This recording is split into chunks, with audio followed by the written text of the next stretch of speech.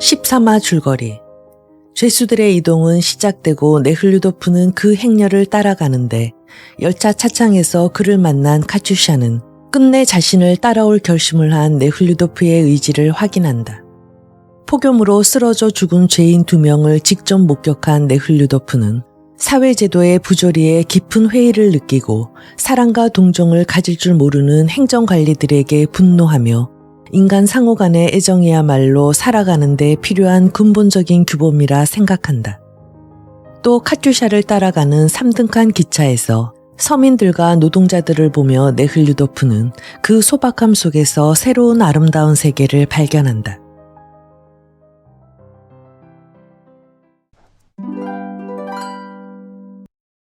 제3편 1. 마슬로바가 끼어있는 그들의 여정은 벌써 5,000km나 되었다. 형사범들과 기차로 배로 빼르미까지 여행했으나 이곳에 와서야 보고도프스카야의 권고대로 마슬로바를 정치범 쪽으로 옮기려는 네흘류도프의 의도가 실현되게 되었다. 실로 마슬로바에게 빼르미까지의 여행은 육체적으로나 정신적으로나 지극히 피곤한 것이었다. 우선 너무 비좁고 지저분하고 사정없이 달려드는 벌레떼들로 해서 육체적으로 잠시도 휴식을 가질 수 없었고 정신적으로는 이나 벼룩만큼이나 귀찮게 구로대는 사내들 때문에 시달렸다. 그들은 숙박지에서마다 교대되었으나 그래도 성가시게 굴긴 마찬가지였다. 한시도 마음을 놓을 수가 없었다. 여죄수와 남죄수, 간수 호송병 사이엔 육체적 쾌락의 습성이 공공연했는지라 만일 여자로서의 특권을 이용할 마음이 없다면 항시 자신의 주의를 해야 했다. 이러한 두려움과 맞서기란 매우 피곤한 일이었다. 마슬로바는 매력 있는 용모와 모두들 다 알고 있는 그녀의 과거의 일로 해서 더욱 방어해야만 했다. 때로 그녀에게 귀찮을 만큼 말을 걸어와 냉정하게 거절의 말을 듣는 사내는 모욕받았다 생각하고 그녀에 대해 증오심마저 가졌다. 이런 상황 속에서 그녀에게 유일한 위안이 될 수 있었던 건 페도시아와 따라스와 친밀하게 지낸다는 것이었다. 따라스는 자기 아내가 그런 봉변을 당할 뻔했다는 것을 알고는 니지니에서부터는 죄수들과 함께 어울려 같이 여행했다. 정치범 쪽으로 옮겨지자 마슬로바는 한결 마음이 편해졌다. 정치범들의 숙사며 식사는 훨씬 나았다. 거친 대우를 받는 일도 드물었다. 그런데 무엇보다 그녀가 정치범 대열로 옮겨가자 사내들의 횡포도 없어지고 잊으려고 애썼던 과거에 대해 줄곧 시달리지 않고 지낼 수 있게 되어 마슬로바는 좋았다. 그러나 이곳으로 옮김으로써 새로운 몇 사람을 알고 그들에게서 결정적인 영향을 받았다는 것이 무엇보다도 가장 큰 이익이었다. 마슬로바는 숙박지에서만을 제외하고는 낮에 행렬된 병약자가 아니므로 형사범들과 함께 하도록 돼 있었다. 그녀는 톰스크에서부터 줄곧 그래왔다. 그녀처럼 행렬에 낀 정치범이 또 2명 있었다. 한 사람은 네흘류도프가 보고도프스카야를 면회했을 때 그에게 깊은 인상을 주었던 그 양처럼 순박한 눈을 가진 아름다운 처녀 마리아 파블로브나 시체진이나였고 또 한 사람은 역시 면회 때 네흘류도프의 주의를 끌었던 눈이 깊숙이 들어가고 헝클어진 머리카락에 얼굴빛이 거무스레한 시몬손이라고 하는 야쿠투스쿠주로 유형돼가는 정치범이었다. 마리아 파블로브나는 임신한 여자에게 자리를 대신 내주어 도보 행렬에 끼게 되었고 시몬손은 계급적인 특권으로 받는 이 같은 처사는 불공평하다고 했기 때문이었다. 그래서 이들 셋은 아침 일찍 형사범들과 같이 출발하기 위해 마차로 늦게 출발하는 정치범들보다 일찍 행동했다. 큰 도시에 도착하는 전날 밤 숙박소에서도 마찬가지였다. 그 도시에 도착하면 다른 호송대의 수인대가 인계받게 돼 있었다. 9월의 어느 흐린 날 아침, 차디찬 돌풍 속에서 눈발이 뿌리다가 비가 내리곤 했다. 남제수 400명가량과 여제수 약 50명가량의 이들은 수경지 안에 모여 호송 하사관이 각 반장들에게 이틀분의 식량을 배급해주고 있는 주위에 무리져 몰려 있었고 그 나머지는 숙박소 마당으로 물건 팔러 들어온 아낙네들에게서 먹을 것을 사고 있었다. 돈 계산을 하고 먹을 음식을 놓고 값을 흥정하는 제수들의 커다란 목소리와 이를 파는 아낙네들과의 시끄러운 소리가 어울려 퍼졌다. 방코트에 스카프를 쓰고 장화를 신은 카투샤와 마리아 파블로브나는 숙소에서 나와 음식 파는 아낙네들 쪽으로 갔다. 그녀들은 바람을 피하느라 북쪽 건물 옆 담장 밑에 앉아서 서로들 자기 음식을 먹을 것을 권했다. 금방 구운 빵만두, 생선, 국수, 보리죽, 간, 쇠고기, 달걀, 우유 등. 어떤 아낙네는 통째로 돼지 새끼를 구워 팔기도 했다. 고무를 씌운 점퍼를 입고 털양말에 신은 덧신을 노끈으로 묶은 시몬손도 떠나기를 기다리는 동안 마당으로 나왔다. 그는 출구 계단 옆에 서서 머릿속에 떠오르는 상념들을 수첩에 메모하고 있었다. 그 상념이란 이런 것이었다. 만일 인간의 손톱을 세균 쪽에서 관찰하고 연구하게 된다면 분명 무기물질로 보일 것이다. 이와 똑같이 우리도 지각을 연구 관찰한 뒤 지구를 무기물로 인정했다. 이건 그러나 잘못이다. 마슬로바가 달걀과 도우넛 묶음, 생선, 갓 구워진 빵들을 사서 자루에 넣고 마리아 파블로브나가 물건 파는 아낙네에게 돈을 치르고 있을 때 죄수들 사이에 동요가 일어났다. 일순간 조용해지고 모두 제자리로 가 정렬했다. 지휘관은 다시 떠나기 전에 마지막 주의사항을 말했다. 여느 때와 다름없이 모든 건 진행되어 갔다. 점호에 이어 족쇄의 검사, 그리고 수갑을 채우고 행진해야 하는 죄수들은 둘씩 짝지어 묶었다. 그때 어디선에서 갑자기 지휘관의 화난 듯 외쳐대는 목소리와 사람들 때리는 소리에 이어 어린애의 울음소리가 들려왔다. 모두 침묵 속에 갇혔으나 서서히 사람들 사이에서 나직한 불평의 소리가 새어나왔다. 마슬로바와 마리아 파블로브나는 소동이 일어나고 있는 곳으로 가보았다. 2. 그녀들은 소동의 현장에서 다음과 같은 광경을 보았다. 갈색의 큼직한 윗수염을 한 체격 좋은 장교가 잔뜩 얼굴을 찌푸리고는 죄수의 뺨을 때린 오른손바닥을 왼손바닥과 함께 맞문지르면서 차마 입에도 담지 못할 욕설을 마구 퍼부어대고 있었다. 그의 앞에는 짧은 웃옷에 그보다 더 짧은 바지를 입은 키가 크고 비쩍 마른 머리가 반쯤 깎인 남자 죄수가 피가 터질 만큼 얻어맞은 얼굴을 한 손으로 문지르면서 나머지 한 손으로는 울어대고 있는 어린 계집아이를 넓은 수건에 쌓아안고 서 있었다. 이 자식 봐라. 빌어먹을 녀석. 말썽 부리면 혼날 줄 알아. 이봐. 어서 계집애를 여자들한테 건네주고 와. 지휘관 장교는 상스러운 욕설을 계속 퍼부으면서 외쳤다. 장교는 톰스크에서 티붓으로 아내를 잃은 뒤 딸을 줄곧 여기까지 직접 안고 온 불악회의에서 추방령을 받고 유형 가는 농부에게 수갑을 채우라고 요구했던 것이다.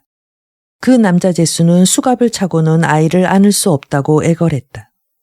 그러자 그렇지 않아도 잔뜩 언짢은 기분으로 있던 지휘관의 마음을 건드려 명령에 건방지게 불복종한다고 하며 때린 것이다. 그 얻어맞은 죄수 앞에는 호손병 하나와 손에 수갑이 채워진 검은 아랫수염을 가진 죄수가 장교와 매맞은 죄수를 우울한 표정으로 흘끔흘끔 바라보고 있었다. 장교는 그의 딸을 품에서 떼어가도록 호송병에게 되풀이 명령했다. 죄수들 사이에서 불평하는 소리가 크게 들렸다. 톰스크에서부터 수갑을 차지 않고 왔소. 뒷줄에서 쉰 목소리가 말했다. 사람의 자식이란 말이오. 개새끼가 아니고. 대체 그 애를 어디로 보내려는 거야? 그런 일은 있을 수 없어. 또 누군가가 말했다. 누구야? 지금 말한 놈은. 장교는 벌에 쏘이기라도 한 듯 죄수들의 열속으로 뛰어들며 외쳤다. 법률이 뭔지 내 가르쳐 주겠다. 누구야? 누가 말했어? 내 놈이냐? 내 놈이냐? 그 말은 모두 다 했지요. 나직하고 둥구스름한 얼굴의 사내가 중얼거렸다. 그러나 그의 말이 채 끝나기도 전에 장교는 두 손으로 번갈아가며 그의 얼굴을 치기 시작했다. 내 녀석들이 폭동을 할 셈이로군. 내 폭동이 어떤 건지 보여줄까? 눈에 띄는 대로 개새끼처럼 싸 죽일 테니까. 내겐 그게 더 상관에게 칭찬받기 좋은 일이야. 빨리 애를 뺏어. 죄수들 사이에 정적이 감돌았다. 요란스럽게 울부짖고 있는 계집애를 한 호송병이 그의 품에서 떼어놓자 다른 호송병이 단념을 하고 손을 내밀고 있는 매맞은 죄수에게 수갑을 채웠다. 여자들한테로 데리고 가. 장교는 군도의 가죽끈을 만지면서 호송병에게 외쳤다. 어린 계집애는 수건 속에서 손을 빼내려 얼굴을 새파랗게 해가지고 버둥거리며 울었다. 군중 속에서 마리아 파블로브나가 빠져나와 호송병 쪽으로 다가가며 말했다. 제가 이 애를 데리고 가겠어요. 넌 누구냐? 정치범이에요. 아름답고 맑은 눈의 마리아 파블로브나의 얼굴이 도움을 주었다. 그는 벌써부터 그녀에게 관심을 두고 있었다. 그는 다른 무슨 속생각에 잠기기라도 한 듯 아무 말 않고 그녀를 건너다보며 말했다. 난 상관할 바 아니지만 마음대로 해. 이 녀석들을 동정해 주는 것도 좋지만 만일 탈주하게 되는 경우 그때 책임은. 어린아이가 있는 사람이 탈주할 리 있어요. 마리아 파블로브나가 대꾸했다. 더 얘기할 시간이 없어. 맞고 싶다면 데리고 가. 그래도 괜찮습니까? 호송병이 장교에게 물었다. 내줘. 자, 이리 온. 마리아 파블로브나는 계집애를 달래면서 말했다. 그러나 계집애는 호송병의 손을 벗어나 아버지에게로 가려고 울부짖으며 보둥댈 뿐 마리아 파블로브나에게 가려고 하지 않았다. 잠깐만, 마리아 파블로브나. 내겐 어쩜 울지도 몰라요. 봉지에서 도운 옷을 꺼내면서 마슬로바가 말했다. 마슬로바의 얼굴에 낯익어 있던 계집애는 그녀의 얼굴과 도운 옷을 보더니 마슬로바에게 안겼다. 주위가 조용해졌다. 문이 열리자 죄수들은 밖으로 나가 정렬하기 시작했다. 호송병들은 또 인원 파악을 했다. 진마차에는 배낭을 싣고 노끈으로 묶은 뒤 그 위에 병력자들을 앉혔다. 계집애를 아는 마슬로바는 파블로브나와 함께 나란히 서서 여제수들의 행렬 속에 끼었다. 이제까지의 광경을 지켜보던 시몬소는 모든 명령을 내리고 자기 마차에 올라타려는 장교에게로 성큼성큼 굳센 걸음으로 다가갔다. 당신의 좀 전의 일은 옳지 않았습니다, 장교님. 시몬소는 말했다. 제자리로 가 있어. 내가 관여할 게 못 돼. 저는 당신에게 얘기하고 싶을 뿐입니다. 당신이 한 행위가 옳지 않다는 것을. 짙은 눈썹 밑의 눈으로 장교를 응시하면서 시몬소는 말했다. 자, 준비됐나? 앞으로 갓.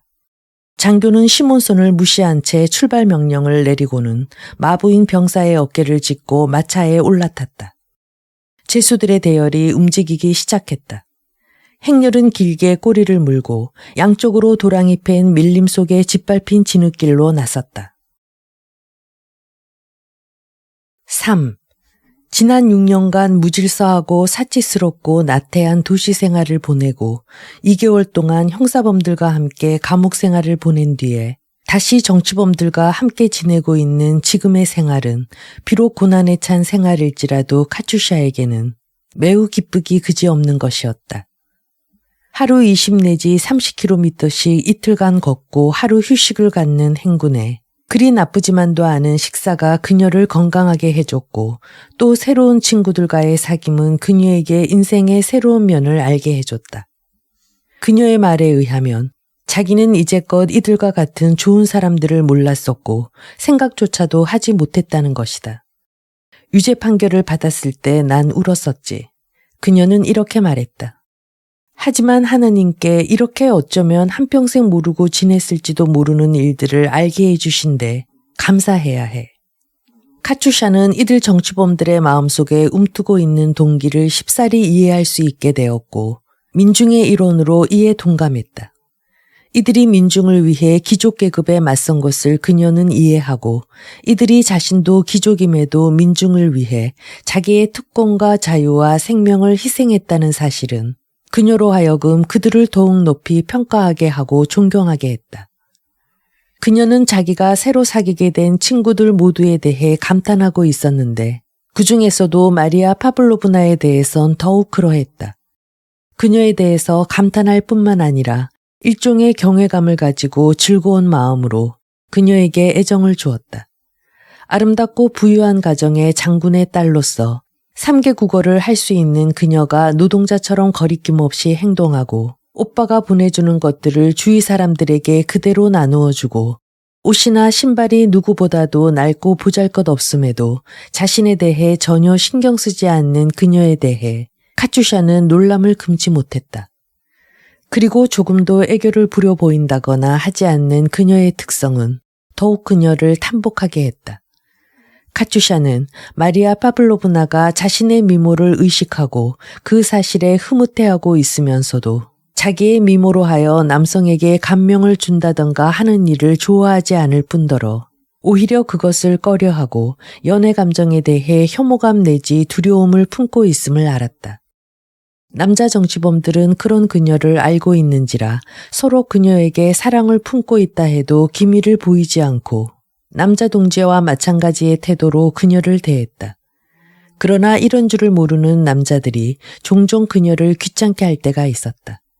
그럴 때 그녀는 자기의 특기인 완력으로 그들에게서 자신을 구한다고 마슬로바에게 얘기했다. 한 번은 말이야, 그녀는 웃으면서 말하였다. 거리에서 어찌나 신사가 성가시게 구는지 도무지 떨어질 줄을 몰라.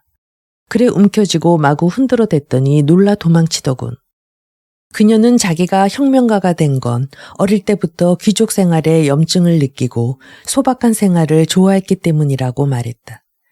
그녀는 객실에 있는 때가 거의 없었고 하녀의 방이나 주방, 마구간 같은 곳에 잘 가 집에서 매일 꾸지람을 들었다고 했다.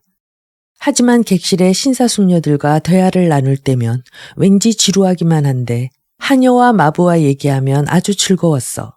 그녀는 말했다. 차츰 그들의 생활을 알게 되니까 우리들의 생활에 잘못이 있다는 걸 알게 됐지. 어머니는 돌아가시고 아버지는 싫었어. 그래서 19살 됐을 때 친구들과 집을 나와 공장에서 일을 했지. 그 후 공장을 그만둔 뒤 시골로 가 살다가 다시 도시로 나와 비밀 인쇄소에서 체포돼 징역형을 받은 것이다. 그녀는 마슬로바에게 말하진 않았으나 다른 사람들 얘기로는 가택수색을 받았을 때 동지 하나가 어둠 속에서 발포한 것을 스스로 나서 죄를 대신 맡아 징역을 받은 것이라고들 했다. 마슬로바는 파블로브나가 어떤 환경에 처해 있든 자기 자신보다 타인의 일을 큰 일이든 작은 일이든 간에 남을 도울 생각만 하고 있는 것을 알았다. 노보드 보로프라고 하는 그녀의 한 남자친구는 그녀를 가리켜 자선 도락가라고 했다. 이건 사실이었다. 그녀 생활의 모든 관심은 사냥꾼이 새를 찾듯 사람들을 도울 기회만을 찾는 데 있었다. 그리고 이러한 그녀의 도락은 이제 완전한 습성이 되어 일생의 사업이 되었다. 그녀는 이런 일들을 아무렇지 않게 하기 때문에 그녀를 아는 사람들은 그녀를 찬탄함 없이 당연하게 그녀의 도움을 받아들였다. 처음 마슬로바가 마리아 파블로브나 조에 들어왔을 때 그녀는 불쾌해하고 불결함을 느꼈다. 카투샤는 그것을 알아챘다.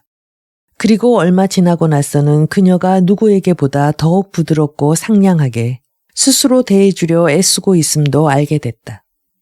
각별한 그녀의 배려와 친절에 마슬로바는 감명을 받았고 마음속 깊이 경외감을 갖고 이윽고는 그녀의 의사를 따르고 그것을 자기 의견으로까지 하게 됐다. 마슬로바의 이러한 사랑을 드디어 마리아 파블로브나도 알고 그녀도 마슬로바를 깊이 사랑하고 아꼈다. 더욱 그녀들을 친밀하게 만든 동기는 서로 성생활에 대한 혐오감을 가지고 있다는 것이었다. 한 사람은 그 혐오감을 온통 체험했고 다른 한 사람은 체험해보지 않아 성생활이 도무지 이해되지 않고 그뿐 아니라 그 행위 자체로 하여 인간의 품위가 떨어지는 것만 같아 모욕적으로 느끼고 있었던 것이다. 4. 마슬로바가 마리아 파블로브나에게서 한 가지 영향을 받았다. 그건 마슬로바가 그녀를 사랑했기 때문이었다. 그리고 시몬손의 영향이 있었다. 그건 시몬손이 마슬로바를 사랑하게 됐기 때문이었다. 어떤 인간도 어느 정도는 자기의 사상으로 또 어느 정도는 타인의 사상으로 생활하고 행동하게 마련이다. 단지 어느 정도 자기의 사상으로 혹은 타인의 사상으로 생활해 나가는가 하는 비중에 개개인의 중요한 차이가 있는 것이다. 일부 어떤 사람들의 경우를 본다면 그들은 자기 사상을 지적인 유희로서 이용하고 이성은 벨트 벗겨진 제동기처럼 다뤄 타인의 사상, 즉 다시 말해서 관습이라든가 전통이라든가 법률이라든가 하는 따위에 조차 행동한다. 그리고 또 일부 어떤 사람들은 자기의 사상을 온통 행동 원칙의 근본으로 삼고 자기의 이성으로서 움직이고 그리고 이따금 비판적으로 검토해 본 뒤 타인의 결정에 따른다. 시몬소는 바로 이런 종류의 인간이었다. 그는 모든 일을 자기의 이성으로 비판 검토하고 결정하고 한 번 결정한 것은 꼭 실행에 옮겼다. 그가 중학교에 다닐 무렵 당시 재무관리였던 아버지의 재산은 모두 부당한 것들이라고 생각하고 이를 모두 민중들에게 나누어 줄 것을 아버지에게 이야기했다. 그러나 아버지는 아들의 뜻을 받아들이지 않았다. 오히려 꾸짖음을 받은 그는 집을 나와 아버지의 그 같은 재산으로 살 것을 거부하였다. 그는 현 사회 속에서의 악은 모두 민중이 교육을 제대로 받지 못한 탓이라 여기고 대학을 졸업하자마자 민중파에 가담, 농촌에서 교사 생활을 하며 자기가 옳다고 여겨지는 일들을 학생과 농민들에게 아무런 망설임 없이 가르치고 그릇된 가식에 대해서는 신랄하게 통박했다. 그는 체포되고 재판을 받았다. 그는 재판관들이 자기를 재판할 권리가 없다고 생각하고 이를 재판받을 때 그들에게 이야기했다. 그러나 그들에게 시몬손의 말이 받아질리 만무했다. 재판은 계속 진행되고 그는 묵비권을 행사했다. 그는 아르한겔리스크 현으로 유형되었다. 그곳 유형지에서 시몬손은 자기의 행위의 규범을 정의짓는 종교적인 교리를 스스로 만들어냈다. 그 교리란 이 세상의 온갖 만물은 생명을 가지고 있고 죽어 있는 것은 하나도 없다. 우리가 무생물 혹은 무기물이라고 생각하는 건 실물은 우리에게 이해되지 않는 어떤 거대한 유기물의 일부인 것이다. 그러므로 이런 거대한 유기물의 일부분인 인간으로서의 사명은 이 유기체의 생명과 더불어 살아있는 각 부분의 생명을 보존시키는 데 있다 하는 것이었다. 고로 생명을 죽인다는 걸 범죄로 보고 전쟁과 사형을 인간뿐 아니라 동물을 죽이는 것까지도 반대하였다. 그는 결혼에 대해서도 자기 나름대로의 이론을 가지고 있었다. 그는 성행이란 인간이 할 수 있는 가장 하등의 기능으로서 최고의 기능은 현실에 충실히 하는 것이었다. 그는 이 사상을 혈액 속의 백혈구에서 찾아내어 확증을 얻었다. 그는 독신자는 이 백혈구와 같은 것으로 자기의 사명은 이 유기체의 약한 분자라든가 병든 분자를 돌봐주는 데 있다고 생각했다. 시몬손 역시도 한때 무질서한 생활 속에 휩쓸린 적이 있었으나 이와 같은 단정을 내린 뒤로는 그 원칙대로 생활해왔다. 그는 자신을 마리아 파블로브나와 다름없이 이 세계 속의 백혈구라고 스스로 생각하고 있었다. 그렇다고 카투샤에 대한 사랑이 이 이론을 침범하는 것은 아니었다. 그 이유는 그의 애정은 플라토닉했고 그건 백혈구로서의 약자에 다만 봉사활동을 조금도 방해하지 않고 오히려 고무시켜주기 때문이었다. 그는 정신적인 문제를 자기 주관에 조차 해결했고 현실적인 문제 역시 자기 주관에 조차 해결했다. 그는 현실적인 온갖 문제에 대해 자기 나름의 이론을 가지고 있었다. 그는 하루 몇 시간을 노동하고 몇 시간을 휴식하고 난로는 어떻게 떼고 실내 조명은 어떻게 하는가 등의 의식주의 생활 원칙을 가지고 있었다. 그 반면에 시몬손은 사람들에 대해 몹시 수줍어하고 겸손했다. 그러나 일단 무언가를 결정 내리고 나면 아무도 그것을 제지하지 못했다. 이러므로써 카투샤에 대한 사랑이 그녀에게 결정적인 영향을 주는 게 가능했던 것이다. 카투샤는 여자만의 직감으로 그것을 알아챘다. 이런 비범한 인간에게 사랑을 불러일으키게 했다는 의식은 그녀의 사고를 높여주었다. 네훌류도프는 그의 너그러운 마음과 과거의 이유 때문에 그녀에게 청혼을 했으나 시몬손은 현재 있는 그대로의 그를 사랑하고 단지 사랑하기 때문에 사랑하는 것이었다. 더욱이 마슬로바는 시몬손이 자기를 다른 어떤 여성보다 우월한 정신적인 특질을 갖춘 여자로 간주하고 있음을 알았다.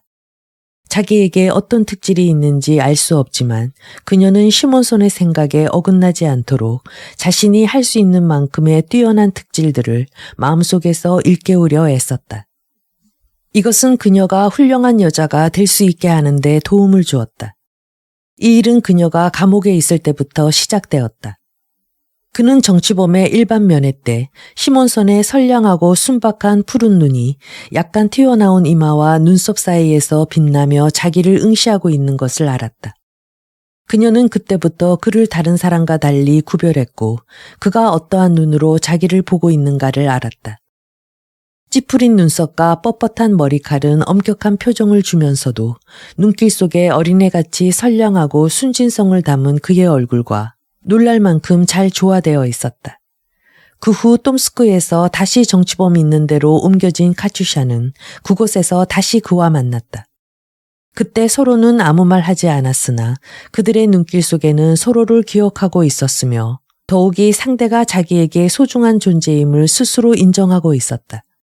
그 후에도 그들 사이에 무슨 특기할 만한 대화가 있었던 것은 아니다. 그러나 마슬로바는 그가 사람들 앞에서 얘기할 때면 마치 자기에게 이야기하는 것처럼 느껴졌으며 자기가 납득하기 쉽도록 되도록 쉬운 단어로 얘기하고자 애씀을 알았다. 그러나 그들이 아주 가깝게 된 것은 시몬손이 형사범들과 함께 걷기 시작한 때부터였다. 5. 네훌류도프는 니즈니에서 빼르미로 오는 동안 꼭 2번 카츄샤를 보았을 뿐이다. 한 번은 니즈니에서 제수들이 철망쳐진 나룻배에 올라타기 직전에, 그리고 또 한 번은 빼르미의 감옥 사무실에서였다. 그는 면회할 때마다 카츄샤가 무언가 꺼리는 듯한 그다지 박지 못한 표정으로 있는 것을 알았다. 네훌류도프가 기분이 어떻고 필요한 게 없는지 물을 때면 당황한 듯 피하며 전에도 종종 그랬던 적의와 혐오감 깃든 태도를 보였다. 그녀는 그 당시 사내들의 성가신 수작에 괴로움을 받아 우울한 것이었으나 네훌류도프에게는 고통을 주었다. 그는 그녀가 여행하는 동안의 무질서한 환경에 다시 영향을 받고 자기를 증오할 때처럼 자포자기한 기분으로 모든 것을 잊을 셈으로 술을 마시고 담배를 피우지 않을까 염려되었다. 그리고 처음 여행하게 되었을 얼마 동안은 면회할 수가 없어 그녀를 조금도 도울 수가 없었다. 그러나 마슬로바를 정치범 쪽으로 옮겨놓고 나서야 그는 자기의 불안이 기우였음을 알았고 그토록 바랐던 그녀의 내적인 변화가 면회를 갈 때마다 더욱 뚜렷해지는 것을 알았다. 처음 톰스크에서 면회했을 때 그녀는 다시 유형 가기 전의 인간으로 돌아와 있었다. 그를 봐도 눈썹을 찌푸리거나 당황해하지 않고 오히려 기쁘게 그를 맞이했고 자기를 도와주는 일에 대해서 더욱이 지금 있는 사람들과 지낼 수 있게 해준 것에 대해 감사했다. 이 숙박소에서 저 숙박소로 옮겨 다니는 2달의 행군 동안에 일어난 그녀의 내부의 변화는 밖으로까지 나타났다. 그녀는 햇볕에 타 여의어 늙어 보이기까지 했다. 간자놀이와 입가에는 잔주름이 잡히고 머리칼은 이마 밑으로 내리지 않고 단정하게 스카프로 묶었다. 옷차림도 머리 모양도 거동도 예전과 같은 교태의 빛은 보이지 않았다. 네훌류도프는 그녀에게 일어나고 있는 변화에 마음속으로 커다란 기쁨을 느꼈다. 그는 지금 카츄샤에 대해서 이전에 가져본 적이 없는 새로운 감정을 느꼈다. 그것은 처음 그녀를 보았을 때 느낀 시적인 감상이라든가 그 후 그녀에 대한 육감적인 사랑, 또 재판 후 그녀와 결혼하기로 맘먹었을 때의 자존심 섞인 의무를 수행해야 한다는 의식과는 전혀 다른 동정과 감동의 지극히 단순한 감정이었다. 이 감정은 그녀를 감옥에서 처음 면회했을 때와 그 후 병원으로 옮겨 방문했을 때 그녀에 대한 혐오감을 억누르고 조수와의 불의를 용서해 주었을 때 느낀 그런 감정이었다. 그는 조수와의 스캔들이 사실이 아니고 부당한 것임을 알았다. 그러나 그 당시의 감정이 일시적인 것임에 반하여 지금의 감정은 지속적이라는 것이다. 그는 이제 어떤 생각, 어떤 행동을 하든지 간에 그녀뿐 아니라 모든 사람들에 대한 연민과 애정을 가졌다. 이 감정은 드디어 네훌류도프의 마음속에 출구를 찾지 못했던 사랑의 둑을 터뜨린 것만 같아 누구에게고 베풀어졌다. 여행하는 동안 내내 이런 기분을 느끼고 있던 네훌류도프는 아래로는 마부병, 호송병, 위로는 전옥이며 지사에 이르기까지 그 사이 교류했던 사람들에 대해서 연민의 감정과 상냥한 마음을 느꼈다. 마슬로바가 정치범 쪽으로 옮겨지게 되자 네훌류도프는 자연 정치범들과 알 기회가 많아졌다. 그들을 처음 알게 된 건 커다란 감방에 전원 여유 있게 수용되었던 예카제린부르크에서였고 그 후 여행하면서 마슬로바와 한조인 남제수 5명과 여제수 4명과 사귈 수 있게 되었다. 이들 유형받은 정치범들과의 친근한 교제로 해서 네흘류도프의 그들에 대한 견해는 완전히 바뀌어졌다. 러시아의 혁명운동이 시작되고부터 특히 알렉산드르 2세가 암살당한 사건 이후 네흘류도프는 혁명가들에 대해 악의와 경멸감을 가지고 있었다. 그 당시 이들의 정부에 대한 잔인한 투쟁 방법, 특히 이들이 자행했던 학살 행위의 잔인함 때문이었다. 그리고 이들 모두가 가지는 자존심이 그에게는 못마땅했다. 그러나 이들과 가까이 접촉하고 아무런 죄 없이 국가로부터 너무도 자주 핍박당하고 있음을 알고 네흘류도프는 이들이 그래야만 했던 사실을 인정했다. 형사범들이 어떤 무서운 괴로움을 받고 그것이 하잘것없는 것일지라도 그들은 형벌을 법률에 의해 적용받았다. 그러나 네흘류도프가 슈스토바나 그 밖에 아는 사람들의 경우를 봤지만 이들 정치범에게는 법률의 적용이라는 게 없었다. 이들을 마치 그물로 물고기를 잡듯 마구 다뤘다. 그물에 걸리는 대로 강 언덕으로 끌어올려 큰 물고기만 골라내고 나머지 송사리들은 강 언덕에서 말라 죽든 말든 개의치 않았다. 이런 식으로 아무 죄도 또 국가에 아무 해도 끼치지 않은 수많은 사람들은 대거 체포되어 몇 해고 감옥살이를 시켜 결핵에 걸리거나 미치거나 자살하게 한다. 단지 석방할 뚜렷한 이유가 없기 때문에 감방에 처박아 둔다. 그것도 심리하다 무슨 의문점이 있으면 곧 이를 해명할 수 있도록 가까운 감방에 가두는 것이다. 정부 당국이 보았어도 분명 무죄인 이들의 운명은 대신이며 지사, 예심판사, 검사, 비밀경찰, 헌병 등의 그때그때의 기분에 의해 좌우되는 것이다.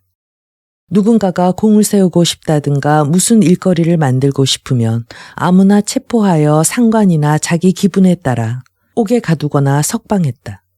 상급관리도 이 예에서 벗어나지 못해 무슨 뚜렷하다 할 만한 일이 없을 때라든가 자기와 그 사건과 무슨 관계가 있다든가 하면 이 세상 끝까지라도 쫓아가서 잡아 독방에 가두거나 유형이나 징역, 사형을 언도한다. 그러다가 어느 귀부인의 청원이 있기만 하면 즉각 석방을 해주는 것이다. 관원들은 정치범들을 마치 전쟁을 할 때처럼 다룬다. 결국 이들도 간원들에 대해 그들이 했던 것과 같은 방법으로 응하는 것이다. 군인들은 그들이 아무리 범죄적인 행위를 한다 해도 사람들로부터 눈감아지고 어떤 경우에는 이것을 커다란 공적으로 세론이 받아들임으로 해서 그런 속에서 생활하게 마련인 것처럼 정치범들도 그들대로의 생활이 있어 만일의 경우 자신의 자유와 생명과 그 외 인간의 귀중한 무엇을 잃게 되는 경우 그들은 가혹한 수단을 취한다. 이럴 때의 행위 역시 그들에겐 죄악으로 여겨지지 않고 오히려 용감한 행위로 간주되는 것이다. 이 같은 해석으로서 네흘류도프는 생물이 괴로워하는 것을 차마 못 보는 온순한 성격의 사람들이 일반의 행복을 달성하기 위한 최고의 목적을 이해하기 위한 수단으로서 자기 방위의 수단으로서 아무렇지 않게 살인 음모에 가담하고 살인을 하는 것을 정당화하고 합법적이라고 인정하는 이 놀라운 현상도 이해할 수가 있었다. 정부가 이들의 행위를 지나치게 중대시하여 그들에게 가하는 냉혹한 형벌은 그들로 하여금 자신들의 가업에 높은 의미와 평가를 자연적으로 부여하게 했다. 그들은 자기들이 당해온 수모를 이겨내기 위해 이를 높이 평가해야만 했던 것이다. 네흘류도프는 그들과 가까워지자 이들이 날 때부터 악인도 아닐 뿐더러 사람들이 보통 생각하는 영웅도 아닌 평범한 인간으로서 그들 중엔 좋은 사람도 나쁜 사람도 있는 우리 주위에서 언제고 볼 수 있는 그런 사람들임을 알았다. 개중엔 현 사회학과 맞서 싸우는 것을 자기의 진실한 과업으로 생각하는 사람이 있는 반면에 이기적인 허영심만으로 이에 가담한 사람도 있었다. 그러나 대부분은 네흘류도프도 전시에 글에 썼듯이 자기의 생명을 줄타게 하는 위험과 모험을 바라는 젊은이만의 용소듬치는 격정에 의해서 혁명에 가담한 사람들이었다. 단 일반 사람과의 차이가 있다면 그들의 도덕성이 세상 사람들의 사회에서 인정되는 것보다 더욱 많이 요구된다는 것이다. 이들은 절제와 규칙적인 생활, 근면함과 청렴, 그뿐 아니라 공동의 목적을 위해서는 모든 것을, 자기 생명까지도 희생하는 것을 당연한 의무로 알고 있다는 것이다. 때문에 중간 수준 이상의 정치범들은 네흘류도프보다 월등하여 높은 덕성의 본보기를 보여주나 중간 이하의 사람들은 네흘류도프보다 훨씬 못해 위선적이고 독선적이며 오만했다. 때문에 네훌류도프는 새로 사귄 몇몇에게는 애정도 가지고 존경도 느꼈으나 그 외 사람들에게는 무관심했다. 6. 특히 네훌류도프의 호감을 끈 것은 카츄샤와 같은 조에 있는 끄리일리초프라고 하는 결핵을 앓는 젊은이였다. 이 젊은이하고는 예카체린부르크에서부터 알고 있었고 그 뒤 몇 번인가 여행 중에도 만나 같이 이야기를 나누기도 했다. 어느 여름날 숙박지에서 하루 휴식을 취할 때 네흘류도프는 그 청년과 하루 종일 같이 있은 적도 있었다. 그는 이런저런 얘기를 하다가 자신의 이야기며 왜 자기가 혁명가가 되었는가 하는 이야기를 들려주었다. 그가 체포된 경위는 아주 간단했다. 남러시아의 부유한 지주였던 아버지를 어릴 때 여인 그는 외아들로 어머니 손에서 자랐다. 그는 중학과 대학에도 어려움 없이 진학하였고 대학에서는 수학과를 수석으로 졸업했다.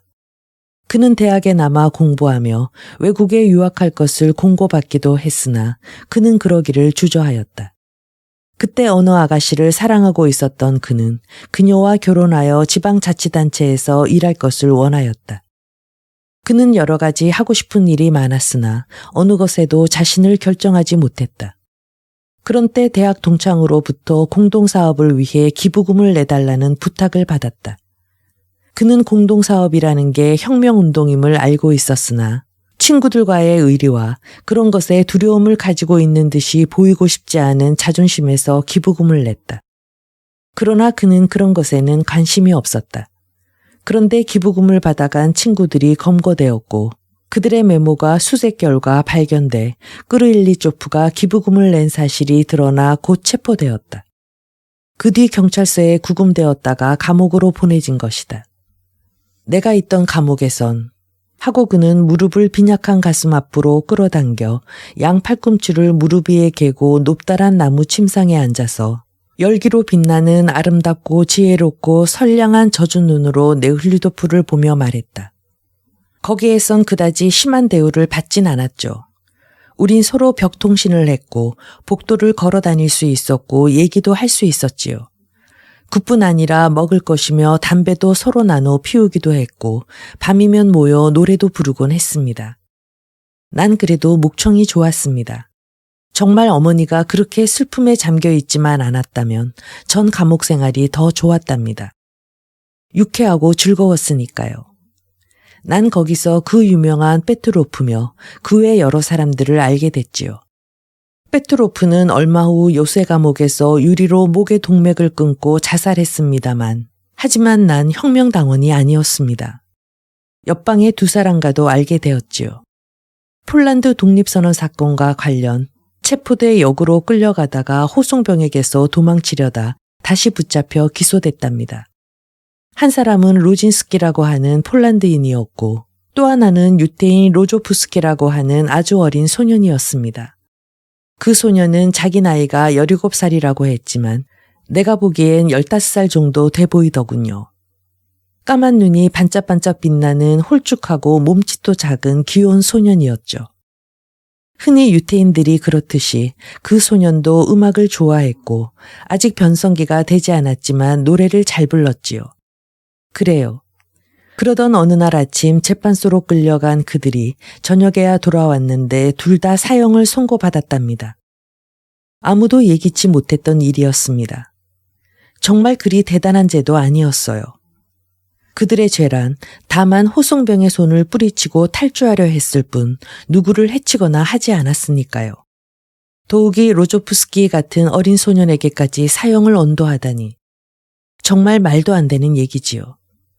그래 감옥에 있던 사람들은 모두 그들에게 한번 두려움을 줘본 것일 뿐 아직 확정된 판결이 아니라고 단정했습니다. 모두 처음엔 아연했으나 차츰 진정하고 다시 여느 때 같은 생활이 계속되었습니다. 그런데 어느 날 밤 간수가 내 방문 앞으로 오더니 지금 목수들이 와서 교수대를 만들고 있다고 기뜸해 주더군요. 나는 처음엔 무슨 일로 교수대를 만드는지 납득이 가지 않았습니다. 그러나 흥분해 안절부절 못하는 간수를 보고 바로 저 두 폴란드 사람 때문인 것을 짐작했습니다. 벽통신으로 동료들에게 알리고 싶었으나 그들이 알게 될까봐 망설여졌습니다. 다른 방도 침묵 속에 잠겨 있었습니다. 모두들 벌써 알고 있었던 모양이에요. 늦은 밤 내내 북도고 어느 감방이고 간에 죽음과 같은 정적이 감쌌습니다. 벽통신은 물론 아무도 노래를 부르려 하지 않았습니다.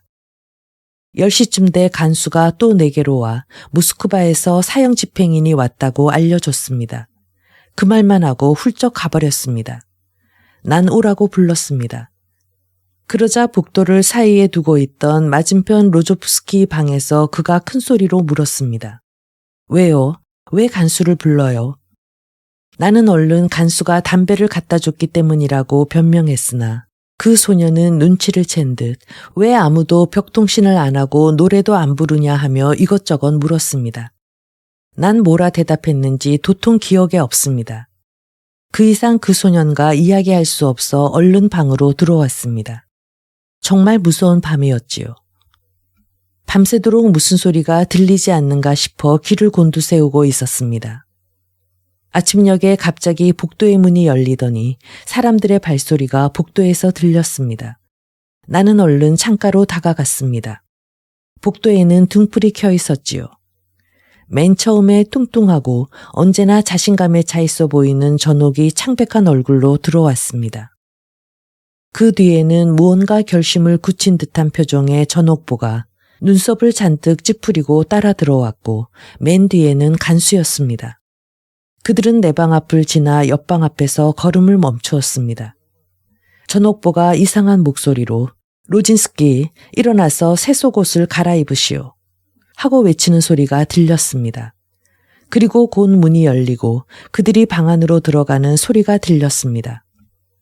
그리고 뒤이어 복도 맞은편 쪽으로 걸어오고 있는 로진스키의 발자국 소리가 들렸습니다. 내가 있는 곳에서는 전옥만이 보였습니다. 전옥은 창백하게 질려서 연방 앞단추를 끌렀다 채웠다 하면서 안절부절 못해하며 잔뜩 어깨를 움츠리고 있었습니다. 그는 갑자기 한쪽으로 물러났습니다. 로진스키가 그의 곁을 지나 내 방문 쪽으로 왔기 때문이었죠. 로진스키는 탐스런 엷은 아마빛 고수머리에 단정한 이마, 푸르고 맑은 눈을 가진 신선하고 아름다운 폴란드 청년이었죠. 정말 건강하고 생기에 찬 아름다운 청년이었습니다. 그가 내 창 앞에 멈추어 섰기 때문에 나는 그를 뚜렷이 볼 수가 있었습니다. 무섭게도 해쓱하고 음울한 얼굴이었습니다. 끄르일리조프, 담배 가지고 있어. 하기에 나는 꺼내주려고 했습니다. 그때 전옥보가 조금이라도 지체될까 염려돼 자기의 담뱃갑을 건네줬습니다. 한 갭이 그가 꺼내자 전옥보가 성냥을 그어줬습니다. 그는 무언지 깊은 생각에 빠진 듯 담배를 피우기 시작했습니다. 얼마가 지난 뒤 무슨 결론이라도 지은 듯 이렇게 말했습니다. 너무하다. 너무 부당해. 난 아무런 죄도 없어. 난. 희고 탄력 있는 젊은 그의 목이 경련으로 바르르 떨리더니 침묵했습니다. 그때 복도 쪽에서 로조프스키가 유태인 특유의 가느다란 목소리로 외쳐대는 목소리가 들렸습니다. 로진스키가 담배꽁초를 떨어뜨리고 문 앞에서 물러났습니다. 이번엔 창문 앞에 로조프스키의 모습이 보였습니다. 천진난만한 소년의 얼굴은 새빨갛게 상기되어 구슬땀이 송송 솟아있고 그의 검은 두 눈엔 눈물이 글썽이고 있었습니다. 그 소년은 새 속옷으로 갈아입었지만 바지가 너무 길어서 연방 두 손으로 바지를 잡아 끌어올리며 온몸을 바들바들 떨고 있었습니다. 소년은 내 창문 가까이에 그 애처로운 얼굴을 갖다 대고 아나톨리 페트로비치, 의사가 내 탕약을 만들어줬다는 게 정말인가요? 난 가슴이 약해 탕약을 먹어야겠지요. 그러나 아무도 대꾸하지 않으니까 소녀는 나와 전옥을 의아한 듯 번갈아 쳐다보았습니다. 나는 로조프스키가 왜 그런 말을 했는지 도무지 알 수가 없었습니다. 그러자 전옥이 갑자기 험악한 표정을 지으며 울부짖듯 외쳤습니다. 무슨 소리를 짓거리고 있어? 자, 빨리 가. 소녀는 무엇이 자기를 기다리는지 모르겠다는 듯 맨 앞장을 서서 복도를 빠른 걸음으로 나갔습니다. 그러다가 우뚝 멈춰서고는 가슴을 도려내는 듯한 아픈 외침과 울음소리를 냈습니다. 이어 몸부림치며 발구르는 소리가 나고 소년의 날카롭게 울부짖는 소리가 복도를 울렸습니다. 그러나 그 소리도 멀어져 가고 문이 소리내며 닫히자 모든 게 일시의 정적 속에 잠겼습니다. 그렇습니다. 그 둘은 이렇게 해서 죽음을 당했습니다. 다른 간수가 현장을 보고 와서 얘기해 줬지요. 로진스키는 순순히 죽음을 맞이했으나 로조프스키는 오랫동안 막무가내여서 억지로 교수대로 끌어올려 밧줄을 목에 걸었다고 합니다. 그런데 이 간수는 분별없게도 난 꽤나 무서운 일로 알고 있었는데 하나 무섭지 않더군요. 글쎄 두 사람이 단번에 매달리더니 그저 두어 번 어깨를 움찔거리다가 말더군요. 하며 직접 자기 어깨를 움찔거려 경련하는 모습을 해보이지 않겠어요. 그리고 형리가 올가미를 더 죄자 신체 어느 부분도 꼼짝 않더군요. 조금도 무섭지 않더군요. 하잖겠어요. 이렇게 끄르일리조프는 간수의 말을 들려주고는 웃어 보이려 했으나 그 대신 울음을 터뜨렸다. 오랫동안 울고 나더니 그는 숨을 힘겹게 내쉬며 치받쳐 오르는 오열을 누르며 말이 없었다. 내가 혁명가가 된 건 그때부터죠. 네, 그렇습니다. 마음을 가라앉힌 그는 이렇게 자기 얘기를 끝맺었다. 그는 민중의 의지파 일원으로 파괴공작단의 단장이었다. 그들은 정부가 스스로 정권을 버리고 국민의 권리를 인정하도록 그들을 테러로 위협하는 것을 목적으로 하고 있었다. 그는 이러한 임무를 띠고 빼츠르부르크로, 외국으로, 키예프로, 오데사로 다녔으며 가는 곳마다에서 성공을 거두었으나 그가 믿던 한 동지의 배반으로 체포되어 재판을 받았다. 2년 동안 감옥에서 보낸 뒤 사형 선고를 받았으나 다시 종신징역으로 감형되었다. 감옥 생활 중 결핵에 걸린 그는 지금 상태로는 몇 개월도 살 것 같지 않았다. 그도 이 사실을 알고 있었으나 자신이 지금까지 한 일을 후회하거나 하진 않았다. 오히려 다시 세상에 태어나게 되면 역시 지금과 같은 목적을 위해서, 즉 자기가 목격한 것과 같은 일들이 용납되고 있는 현 제도의 파괴를 목적으로 자기 생명을 바칠 것이라고 말했다. 네흘류도프는 이 젊은이의 얘기를 듣고 그와 친밀해짐으로써 그가 납득할 수 없었던 일들 중에 많은 것들을 이해할 수 있게 되었다. 7. 수경지 출발 때 호송 지휘관과 제수들 간의 어린 계집애 때문에 말썽이 있었던 날, 여간에 묵었던 네흘류도프는 늦잠을 잔 데다 현청 소재지에 붙일 편지를 몇 통 쓰다 보니 다른 날보다 여간을 늦게 나오게 되었다. 그래서 여느 때처럼 제수대의 행렬을 중간에서 만나지 못하고 해가 지고 나서야 겨우 다음 숙박소가 있는 마을에 도착할 수 있었다. 뚱뚱하고 목이 굵고 짤막하며 피부빛이 흰 중년 과부가 경영하는 여관에 성상이며 그림이 여기저기 아무렇게나 붙여져 있는 그다지 화려하지 않은 방에서 네흘류도프는 젖은 옷을 말리고 푸근히 앉아 차를 마시고는 면회 허가를 얻기 위해 장교 숙사로 갈 채비를 서둘렀다. 지금까지 숙박소를 6군데 지나올 때마다 호송 지휘관이 바뀌었는데 그들은 하나같이 제수들의 숙소에 출입하는 것을 금해 벌써 일주일이 넘게 카투샤를 만나지 못했다. 감옥에 관계된 일을 처리하는 어떤 대신인가가 그곳을 통과하게 돼 있어 한층 조치가 엄격했다. 그러나 대신은 숙소를 둘러보지도 않고 그냥 통과해 버렸는지라 네흘류도프는 오늘 아침 이들 제수들을 인계받은 호송 지휘관은 전의 지휘관들과 마찬가지로 제수와의 면회를 허락해 주리라 생각했다. 여간의 여주인은 마을 끝에 있는 숙박소까지 마차로 가도록 권했으나 네흘류도프는 이를 사양하고 걸어가기로 했다. 가칠한 타르 냄새를 풍기는 커다란 장화를 신은 전설 속의 용사와도 같이 어깨가 넓은 젊은 하인의 안내를 받으며 갔다. 짙은 안개로 주변이 흐릿해 어느 집 창문의 불빛이 비치지 않는 곳에서는 안내자가 두세 걸음 먼저 앞서가기만 해도 글을 잃고 질퍽질퍽한 진흙 속을 걷는 장화 소리만을 듣고 따라가야 했다. 교회 앞 광장과 창문마다 불빛이 새어나오는 긴 거리를 지나 네흘류도프는 안내인을 따라 어두운 마을 밖으로 나갔다. 얼마 안 있어 안개 속의 숙박소 주변에 켜져 있는 불빛이 희미하게 어둠 속에 떠올랐다. 불빛은 가까이 다가감에 따라 크고 밝게 비쳤다. 잠시 후에 이리저리 서성이고 있는 보초병의 검은 그림자와 울타리의 말뚝, 거무스레하게 얼룩진 기둥, 초소등이 보였다. 보초는 가까이 오고 있는 두 사람의 기척을 듣고 의뢰하는 말로 "누구냐?" 하고 외쳤다. 그들이 민간임을 안 보초병은 잠시도 머무르는 곳조차 쉽게 허락하지 않고 까다로웠다. 그러나 네흘류도프는 보초병의 그런 처사에 조금도 주저하거나 하지 않았다. "당신 무슨 이유로 이렇게 화를 냅니까?" 그는 보초병에게 말했다. "빨리 상관을 깨워주시오. 여기서 기다리고 있을 테니까." 보초병은 아무 대꾸 않고 연문을 향해서 뭐라고 외치고는 어깨가 넓은 젊은 안내인이 네흘류도프의 장화에 붙은 진흙을 나무 조각으로 긁어내는 것을 보고 서 있었다. 울타리 안쪽에서 남녀의 시끌시끌한 소리가 들려왔다. 3분가량 지나자 삐걱거리며 연문 열리는 새소리가 나고 이어 외투 입은 하사관이 어둠 속에서 불빛 아래로 다가와 용건을 물었다.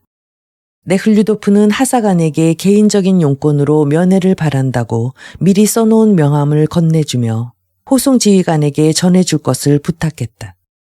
그는 보초병처럼 까다롭게 하진 않았으나 호기심이 무척 강한 사나이인지 왜 지휘관을 만나려는지 그리고 네흘류도프가 어느 계급층에 속하는 사람인지를 알려고 했다.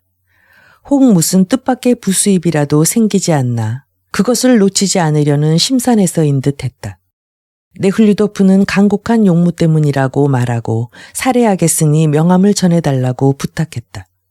명함을 받아든 하사관은 고개를 끄덕이더니 들어갔다. 조금 후에 연문이 다시 열리고는 바구니며 나무 껍질로 만든 광주리, 항아리, 자루를 든 여자들이 밖으로 나왔다. 시베리아 특유의 사투리를 큰 소리로 짓거리면서 그녀들은 걸어 나왔다. 모두들 하나같이 도회풍의 옷차림에 코트와 털레투를 입고 있었다. 머릿수건을 쓰고 긴 스커트 자락을 축혀 올리고 있었다. 그녀들은 등불 밑에 서 있는 네흘류도프와 안내인을 호기심 어린 눈으로 바라보았다. 한 여자는 어깨가 넓적한 젊은이를 보자 기쁜 듯 아양 섞인 어조로 시베리아식의 험담을 해대며 글을 올렸다. "이봐요, 산도깨비가 웬일이에요?" 젊은이에게 그녀는 물었다. "손님 안내 때문이지." 젊은이가 대답했다. "그래, 무얼 가지고 여기 왔지?" "우유, 내일 아침에도 또 가지고 오래." "자고 가라고 하지 않던가?" 젊은이가 물었다. "별소리를 다." 그녀는 웃으면서 외쳤다. "마을까지 안 가. 우리 좀 바래다 줘요." 안내인은 또 무언지 여자들과 보초병이 한데 소리내어 웃을 만큼 뭐라고 알아들을 수 없는 소리를 짓거리고는 네흘류도프에게 말했다. "혼자서 돌아가실 수 있습니까? 혹 길을 잃거나 하진 않으실는지." "괜찮소. 염려 마시오. 어쨌든 교회를 지나 오른쪽에서 둘째 번 2층 집입니다. 이 지팡이를 빌려드리죠." 이렇게 말한 안내인은 자기가 가지고 온 자기 키보다 더 큰 지팡이를 주고는 여자들과 함께 둔탁한 장화 소리를 내며 어둠 속으로 빨려 들어갔다. 간간히 여자들 목소리에 섞여 그의 목소리가 어둠 속에서 들려왔다. 다시 연문이 소리내며 열리더니 하사관이 나타나 지휘관 있는 곳으로 안내하겠으니 따라오라고 네흘류도프를 불렀다. 8. 이 숙소는 시베리아 거리에 있는 크고 작은 숙소들과 구조가 같았다. 마당은 끝이 뾰족한 통나무 울타리가 둘러쳐져 있고 단층 건물이 3동 있었다. 창문에 창살이 박혀있는 제일 큰 건물은 죄수 수용용, 둘째 번은 호송 부대용, 셋째 번은 장교용과 사무실용이었다. 지금 이 3동의 방 안에는 불이 켜져 있었고 무슨 즐거운 일이라도 있는 듯했다. 등불빛이 본래 그런 분위기를 자아내 주지만 이곳에선 특히 더했다. 각 동의 층계 앞마다에 켜진 외등이 마당을 훤히 밝혀주고 있었다. 하사가는 제일 끝 건물 쪽으로 디딤돌을 따라 걸어 계단 있는 데로 갔다. 계단을 3단 올라간 하사가는 네흘류도프를 가스 냄새 풍기는 등불 켜진 방으로 먼저 들어가도록 했다. 거친 옷에 루바시카를 입고 검은 바지에 넥타이를 메고 누르스름한 빛에 가죽 장화를 한 짝만 신은 병사가 난로불 앞에 엎드려 나머지 한 짝 장화에 동피로 사모바르에 불을 붙이고 있었다. 병사는 네흘류도프를 보자 사모바르 곁을 떠나 그의 가죽 코트를 벗기고 안으로 들어갔다. 대장님, 오셨습니다. 들어오시도록 해. 투박한 목소리가 들렸다. 들어가십시오. 병사가 말을 마치자 곧 사모바르 쪽으로 갔다. 천장에 등불을 단 옆방 테이블보 씌워진 식탁 위엔 먹다 남은 음식과 술병이 둘 놓여 있었고 저쪽으로는 맵시 있게 다듬은 금빛 수염에 근육 있는 아까슨과 잘 어울리는 오스트레일리아 재킷을 입은 얼굴이 불구스름한 장교가 걸상에 앉아 있었다. 이 따뜻한 방 안에서 담배 냄새 아닌 값싼 지독한 향수 냄새가 풍겼다. 장교는 네흘류도프를 보고 고개를 약간 숙였으나 비웃는 듯한 이상하다는 눈길을 보냈다. 무슨 용무십니까? 그는 물었다. 그러나 대답할 사이도 없이 문 쪽을 향해 외쳤다. 베르노프, 사모바르는 언제 가져올 거야? 응? 어쩐 일이야? 네, 곧 가져가겠습니다. 고시긴 뭐가 고시야? 맛 좀 보겠어. 장교는 눈을 사납게 뜨며 외쳤다. 지금 가져갑니다. 큰 소리로 외치며 병사가 사모바르를 가지고 왔다. 네흘류도프는 병사가 사모바르를 놓을 동안 기다렸다. 장교는 마치 어디를 때려줄까 눈여겨보듯 조그만 눈으로 거칠게 노려보았다. 사모바르를 놓자 장교는 그 안에 홍차를 따라 넣었다. 그리고는 여행용 식량이 든 상자에서 네모난 꼬냑 술병과 알리베르트 과자를 꺼내 그것을 테이블 위에 늘어놓고는 그제서야 네흘류도프를 바라보았다. 무슨 일입니까? 다름이 아니라 어느 여제수를 면회하고자 하는데 허락을 요청하러 왔습니다. 선체로 그는 얘기했다. 여기 좀 앉으시지요. 장교가 말했다. 네흘류도프는 앉았다. 그 여자는 정치범이 아닙니다. 그는 말했다. 그렇지만 제가 청원을 해서 정치범들과 같이 있도록 관계당국의 허가를 받았죠. 아, 알고 있습니다. 장교가 말을 가로막았다. 거무스름한 피부에 조그마한 여자지요. 좋도록 하십시오.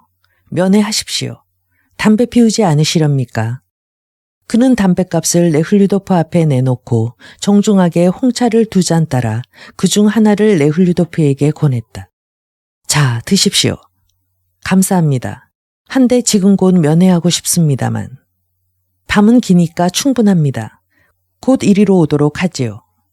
그보다 제가 그쪽으로 갈 수는 없습니까? 정치범에게로. 그건 위법입니다. 몇 번 그렇게 허락받았었는데요. 제가 혹 정치범에게 무슨 쪽지라도 건네지 않을까 걱정되신다면 염려 마십시오. 그런 일이라면 그녀를 통해서라도 얼마든지 그네들에게 전할 수 있지요. 아니, 그렇지 않습니다. 그녀는 몸수색을 받으니까요. 이렇게 말하더니 장교는 기분 나쁜 웃음소리를 냈다. 그렇다면 저를 몸수색하시는 게 낫겠습니다. 아니, 그럴 필요는 없습니다. 마개를 뽑은 병을 네흘류도프 앞에 컵으로 가져가면서 말했다. 한잔 안 하시렵니까? 아, 그러시겠습니까? 이런 시베리아에서 지내다가 품이 있는 분을 만나면 정말 반갑지요. 물론 아시겠지만 우리들의 일이란 따분하기 그지없죠. 다른 일에 익숙하다 이런 일을 하기란 더욱 괴롭죠. 흔히들 이런 일을 맡아 하는 사람들에 대해서 특히 호송 장교들이 난폭하고 제대로 교육을 받지 못했다는 선입견을 가지고 있지요. 이런 일을 하기 위해 세상에 태어난 게 결코 아니란 걸 아는 사람은 아무도 없습니다. 네흘류도프는 장교의 붉은 얼굴이며 냄새 짙은 향수며 보석 반지, 더욱이 그의 기분 나쁜 웃음이 비위에 거슬렸으나 여행하는 동안 그래왔듯이 누구도 경멸이나 경솔함으로 대해서는 안 되며 누구와 얘기를 하든 솔직하게 얘기해야 한다는 스스로의 맹세를 되뇌이며 진지한 기분으로 앉아 있었다. 장교의 이야기를 듣고 자기가 다루는 사람들에게 고통을 주는 일에 관여하는 걸 괴롭게 생각하고 있는 그의 심중을 이해하고 네훌리도프는 진지하게 이렇게 말했다. 당신의 직무 중에도 그들의 괴로움을 덜어주는 위안이 있을 법한데요. 네훌리도프는 말했다. 그들의 괴로움이요.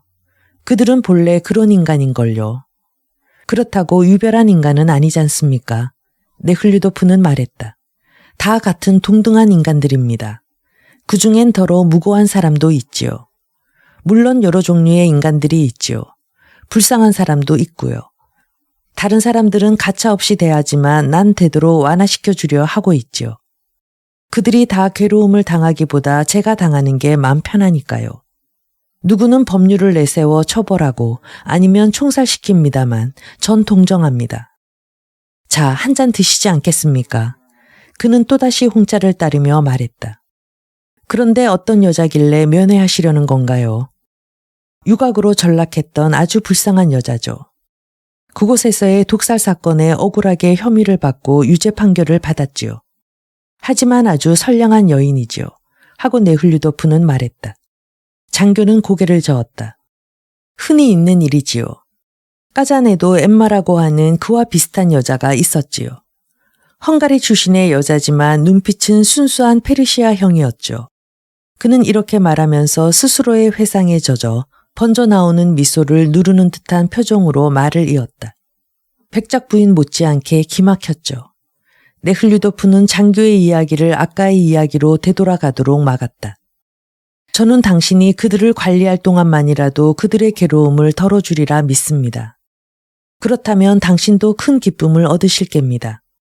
네훌리도프는 외국인이나 어린애에게라도 얘기하듯 알아듣기 쉽게 얘기했다. 장교는 눈을 빛내며 네훌리도프를 바라보았다. 그는 아직도 기억 속에 생생한 페르시아형의 눈을 가진 헝가리 여인의 이야기를 계속하고자 네훌리도프의 이야기가 끝나기를 기다리고 있는 듯했다. 네, 그렇겠지요. 분명히. 장교는 대답했다. 때문에 저도 동정하죠. 그런데 엠마의 얘기를 들려드리고 싶군요. 그 여자가 했던 일은 실례지만 별로 듣고 싶지 않군요. 네훌리도프는 말했다. 솔직히 말씀드리는데 저도 예전엔 지금의 내가 아니었습니다. 그러나 지금은 여성에 대한 그런 태도를 혐오합니다. 장교는 어이없는 듯 네훌리도프를 바라보았다. 차 한 잔 더 마시지 않으시렵니까? 장교가 물었다. 아니, 감사합니다. 베르노프, 장교가 외쳤다. 이분을 바클로프에게로 안내해서 정치범의 특별실로 모시고 가도록 하게. 저 뭐 때까지 면회해도 좋으니까. 9. 네훌리도프는 다시 병사의 안내로 붉은 등불이 희미하게 켜있는 마당으로 나왔다. 어디 가나? 네훌리도프를 안내해주고 있는 병사를 보고 맞은편에서 오던 호성병이 물었다. 특별감방 5호실에 가는 길이야.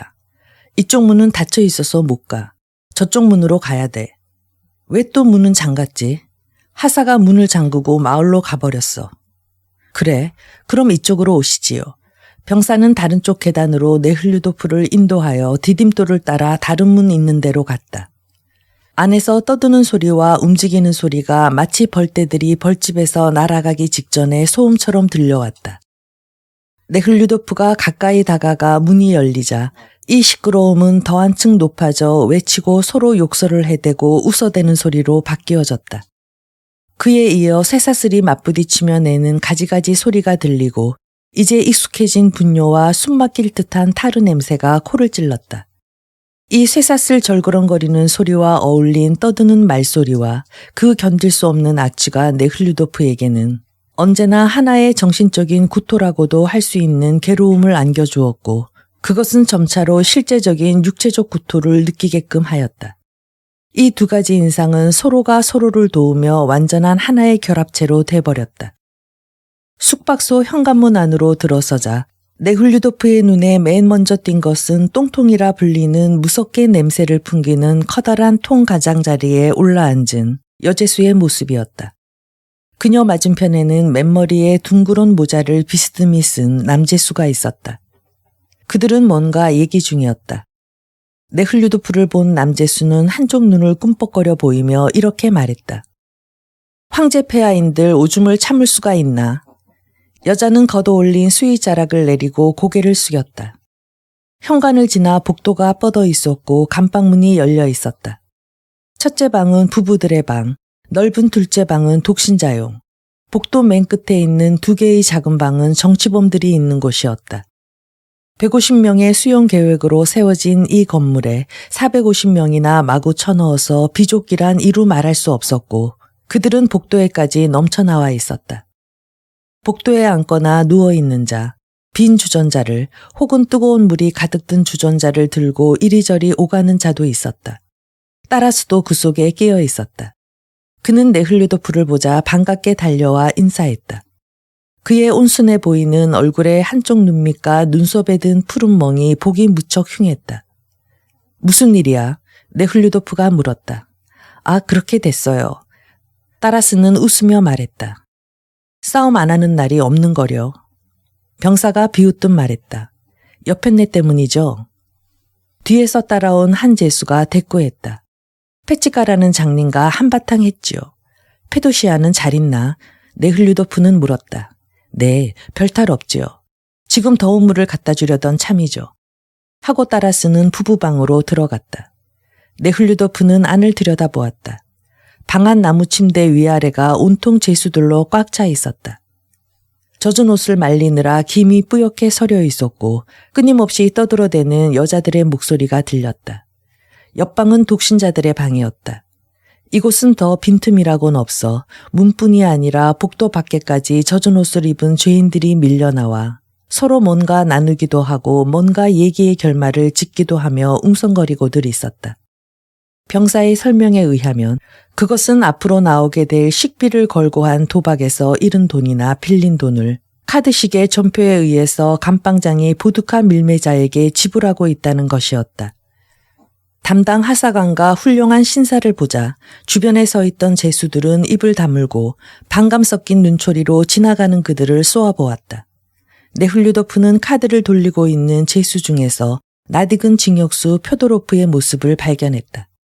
그 옆에는 언제나 붙어 다니는 창백한 얼굴빛에 눈끝이 올라가고 부은 듯한 볼품없는 젊은이가 있었다.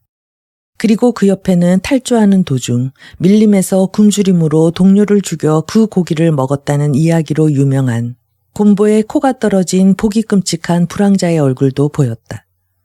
이 불황자는 축축하게 젖은 제수복을 한쪽 어깨에 걸치고 복도 복판에 버티고 서서 네흘류도프가 지나가려 해도 꼼짝 않고 경멸하는 듯한 오만한 눈길을 보냈다. 네흘류도프는 그를 비켜 지나갔다. 네흘류도프는 이런 일이 새로운 것은 아니었다. 그는 지난 석 달 동안 400명가량의 가지가지 환경 속에 있는 여러 제수들을 보아왔다. 폭염 밑에서 족쇄를 힘들게 끌며 일어나는 먼지를 뒤집어 쓴 제수의 모습, 도중에 휴식을 취하는 모습, 춥지 않은 날 숙박소 밖에서 남의 눈을 아랑곳하지 않고 버리는 가히 상상 못할 음란한 장면들을 수없이 보아왔다. 그러나 그들의 무리속을 걸을 때면 언제나 지금처럼 자기에게 집중되는 그들의 시선을 느끼고 자신의 그들에 대한 죄책감과 견딜 수 없는 수치를 느꼈다. 그런데 더욱 괴로운 것은 이 죄책감과 수치감에 쉽사리 극복할 수 없는 혐오와 공포심이 다시 가해진다는 것이었다. 그들과 같은 상황으로서는 도저히 그러지 않을 수 없으리란 것을 알면서도 쉽사리 그들에 대한 혐오감에서 벗어나지 못했다. 녀석들이야 편하지. 놀며 먹고 사니 말이야. 정치범의 문턱으로 넘어설 때 이런 소리가 네흘류도프의 귀에 들렸다. 그렇다고 내가 안 입고 할 건 없어, 녀석아. 누군가의 신 목소리가 들리더니 이어 불쾌한 욕짓거리가 뒤따랐다. 저기에 가득 찬 비웃음 소리가 들렸다. 10. 독신자 감방안을 지나자 당번 하사관은 네흘류도프에게 점호 시각 전에 다시 모시러 오겠다고 말하고 갔다. 하사관의 모습이 사라지자 어디에선가 한 제수가 족쇄를 눌러 소리를 죽이고 맨발로 네흘류도프에게 서둘러 와 그에게 땀내 섞인 몸을 바싹 붙이더니 귀갯말을 속삭였다. 나리, 저 젊은이를 제발 도와주세요. 술로 곤두레가 돼버린 바람에 온통 속아 넘어가 결국엔 팔려버렸답니다. 오늘도 인계받으면서 제 입으로 까르마노프라고 말했습니다. 제발 도와주십시오, 나리. 우린 이제 가망 없어요. 얻어맞아 죽을 깹니다. 말을 마친 제수는 주위로 불안한 눈길을 보내더니 곧 네흘류도프에게서 제자리로 돌아갔다. 그 문제는 이러했다.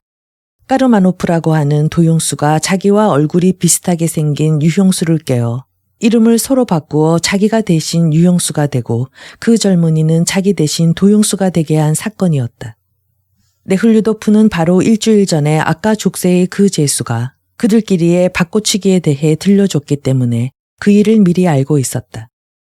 네흘류도프는 잘 알았으니 힘써보겠다는 표시로 고개를 끄덕여 보이고 주위에 눈길을 주지 않고 앞쪽으로 걸어갔다. 네흘류도프는 그 제수가 예까체린부르크에서 자기의 처와 같이 가게 허락받도록 해달라는 부탁을 해왔을 때 알았고 그의 범행에 대해서는 놀라했었다. 그리 크지도 작지도 않은 키에 30살가량 돼 보이는 이 평범한 농사꾼형의 이 사나이는 마카르 제프킨이라고 하며 강도 살인미수로 징역형을 받고 있었다. 그의 범죄는 아주 기가 막힌 것이었다. 그가 네흘류도프에게 들려준 얘기로는 자기의 소행이 아닌 악마의 소행이라고 했다. 어느 날 어떤 나그네가 자기 부친에게와 40km 떨어져 있는 마을을 가는데 이루불에 말썰매를 빌었다. 아버지는 그에게 손님을 태워다 주라고 했다. 마카르는 썰매에 말을 달고 옷을 갈아입고는 손님과 같이 차를 마시기 시작했다. 차를 마시면서 그 손님은 고향으로 결혼하러 돌아가는 길이라고 하며 모스크바에서 일해 모은 돈 500루블을 가지고 있다고 했다. 이 말을 들은 마카르는 마당으로 나오자 도끼를 썰매 집단 속에 감춰두었다. 어쩌자고 도끼를 가지고 갔는지 나 자신도 모르겠어요. 하고 그는 말했다.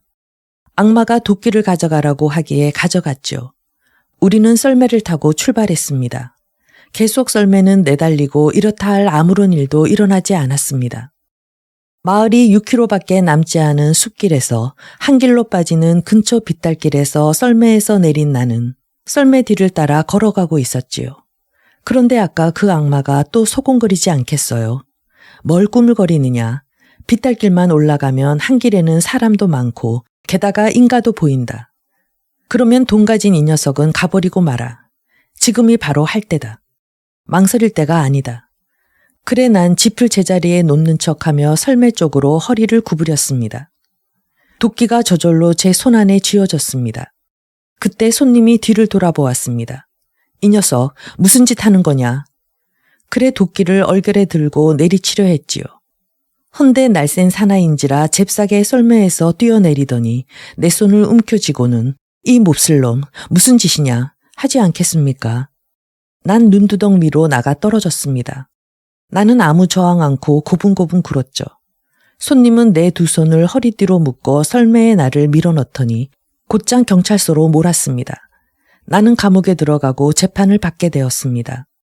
마을 사람들은 한결같이 나를 칭찬하며 나쁜 짓이라곤 한 번도 한 적이 없다고 극구 칭찬해주고 일도 주인도 칭찬했지만 변호사를 댈 돈이 없는 저는 결국 징역 4년형을 받게 되었습니다. 하고 마카르는 네흘류도프에게 얘기했다. 그리고 지금 마카르는 자기와 같은 고향 사람을 구하고자 하는 생각뿐으로 생명의 위험을 무릅쓰고 죄수들 사이의 비밀을 네흘류도프에게 말한 것이다.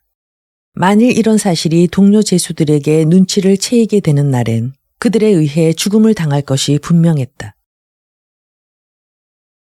10일, 정치범들의 숙사에는 방이 둘 있었다. 문은 복도의 칸을 막은 쪽에 있었다. 칸막이 된 복도로 들어선 네흘류도프는 시몬손이 활활 타오르고 있는 난로 앞에서 손에 소나무 장작을 들고 점퍼 차림으로 쭈그리고 앉아있는 것을 보았다. 시몬손은 네흘류도프를 눈썹 밑으로 깊게 들어간 눈으로 보면서 그대로 앉은 채 한 손을 내밀었다. 아, 그렇잖아도 뵙고 싶었는데 마침 잘 오셨습니다. 네흘류도프의 눈을 응시하며 그는 의미심장한 듯 말했다. 무슨 일입니까? 네흘류도프는 물었다. 지금은 바빠 말씀 못 드리지만 나중에 얘기하겠습니다.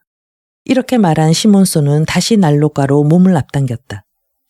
난로가 뜨거운데도 그는 열량의 손실을 최소한 줄여야 한다는 자기 나름의 이론을 가지고 있었다.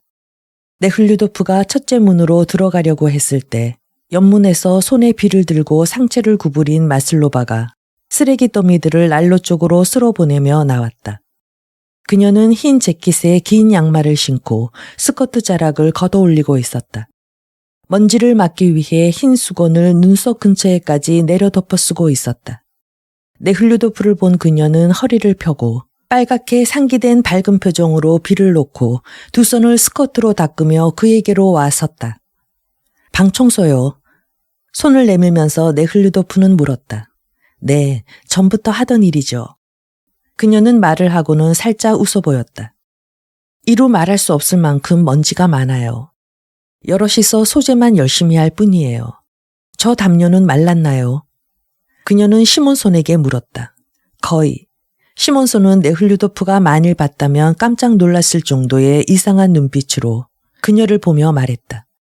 그럼 담요는 가져가고 모피 외투를 말려야겠군요. 우리 모두 여기 있어요. 구석 쪽 방으로 가면서 옆문을 가리켜 보이며 그녀는 네흘류도프에게 말했다. 네흘류도프는 문을 열고 춥고 습기와 담배 냄새 풍기는 아직 청소한 먼지가 가라앉지 않은 방 안으로 들어갔다. 작은 방 안 나무 침상 위엔 램프가 희미한 불빛을 던지며 나직이 놓여 있었다. 램프는 주위의 것들을 밝게 비춰주고 있었으나 나무 침상 주변에는 그림자가 져 있고 사람의 그림자가 방 안의 사방벽에서 흔들리고 있었다. 이 조그만 방 안에는 더운 물과 식사를 가지러 간 두 남자 제수를 빼놓고는 다들 있었다. 그곳엔 네흘류도프의 오랜 친구인 베라 에프레모브나도 있었다. 그녀는 짧은 머리에 회색 재킷을 입고 있었다. 그녀는 몸이 전보다 더 약해진 듯하고 낯빛은 노랗고 놀란 듯한 불안한 눈을 크게 뜨고 이마에는 혈관이 솟아나와 있었다. 그녀는 담배가루가 흩어져 있는 신문지를 앞에 두고 담배가루를 담배마리 종이 속에 거칠게 쑤셔놓고 있었다. 그리고 또 네흘류도프가 가장 호감을 가지고 있는 정치범인 여제수 에밀리아 란체바도 있었다. 그녀는 자기 조에서 여자다운 매력과 융통성을 잃지 않고 곤란한 상황 속에서도 여성의 역할을 충실히 하고 있었다. 그녀는 지금도 램프 옆에 앉아 소매를 걷어붙이고 햇볕에 그을린 아름다운 손을 민첩하게 놀려 컵과 찻잔을 깨끗이 닦아 나무 침상의 타월에 가지런히 올려놓고 있었다. 란체바는 그렇게 아름다운 얼굴은 아니었으나 명랑하고 생생한 여성의 매력을 풍기는 그녀의 웃는 표정은 그녀의 얼굴을 순식간에 바꿔놓았다. 그녀는 지금도 이러한 미소로 네흘류도프를 맞았다. 어머, 저흰 러시아로 아주 가버리신 줄로 알고 있었어요.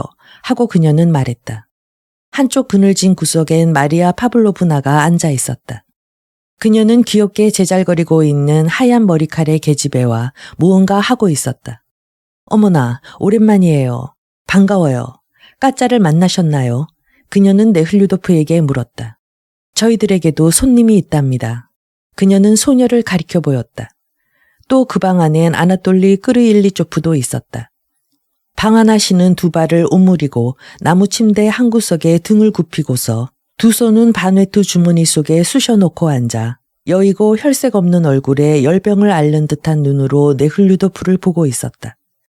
그의 곁으로 가려던 네흘류도프는 문 오른쪽에 고무점퍼를 입은 붉은 고슴머리에 안경을 낀 남자가 자루 속에서 무엇인가 찾으며 미소 띤 아름다운 그라베츠와 얘기하고 있는 것을 보고 얼른 그 사내에게 인사했다.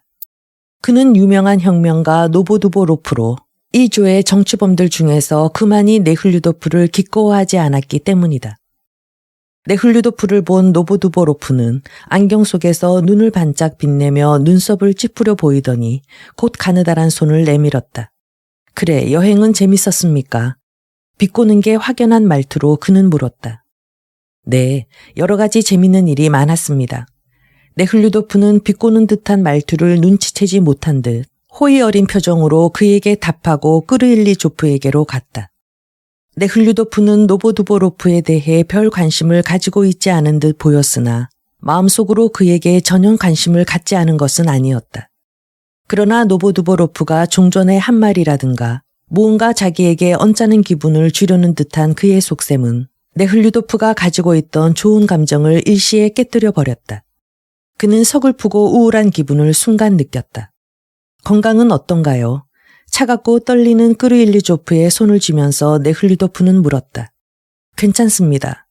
헌데 몸이 좀채로 따뜻해지질 않아 걱정입니다. 온통 젖는 바람에. 끄르일리조프는 바네트 소매 속으로 한쪽 손을 집어넣으면서 말했다. 그런데다가 이곳은 무섭게 추운 곳이에요. 보세요.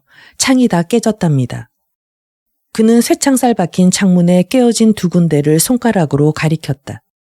그런데 웬일이었나요? 통 뵐 수가 없었으니. 엄격해서들 도무지 쉽게 허가해주지 않더군요. 오늘에야 친절한 장교를 만났습니다. 친절한 장교라니 희한한 일이군요. 끄르일리조프는 외쳤다. 오늘 아침에 그 사내가 어떤 짓을 했는지 한번 마리아에게 물어보십시오. 마리아 파블로브나는 자기 자리에 앉아 오늘 아침 숙박소를 떠날 때 생긴 어린 계집애로 인한 소동 이야기를 들려줬다. 제 생각으로는 모두 항의 제출서를 낼 필요가 있다고 봐요. 베라 보고두오프스카야는 단호한 목소리로 말하였다. 그러면서 그는 주위 사람들의 얼굴을 살피는 듯한 눈길로 주저하며 둘러보았다. 시몬손이 항의했었지만 그것으론 부족해요. 어떤 형식의 항의 말이오. 끄르일리조프가 못마땅한 듯 눈썹을 찌푸리며 말했다. 그는 오래전부터 베라 보고두오프스카야의 솔직하지 못한 태도를 언짢아 했던 듯했다. 당신 지금 카츄샤를 찾고 계시죠? 그는 네훌리도프에게 물었다. 그 여자는 언제나 소재만 하고 있답니다. 남자 방을 청소한 뒤엔 여자 방을 치우죠. 하지만 벼룩만은 어쩔 수가 없어서 노상 뜯길 따름이지요. 그런데 마리아는 거기서 뭘 하고 있나요? 마리아 파블로브나가 있는 구석을 턱으로 가리키며 그는 물었다. 맡은 아이 머리를 빗겨주고 있어요. 란체바가 대답했다. 벼룩이나 이가 이쪽으로 옮기지 않을까 모르겠군. 끄르일리조프가 말했다. 염려 말아요. 주의하고 있으니. 이엔 이제 깨끗해졌어요. 마리아 파블로브나가 말했다. 잠깐 봐주지 않겠어요. 그녀는 란체바에게 말했다. 난 카츄샤를 도와줘야겠으니까요. 참, 담요도 가지고 와야겠고. 란체바는 계집애를 무릎 위에 앉히고는 어린애의 부드럽고 토실토실한 손을 엄마처럼 다정하게 쥐고 사탕 조각을 주었다. 마리아 파블로브나가 나간 뒤를 이어 곧 더운 물과 음식을 가지고 두 사내가 들어왔다.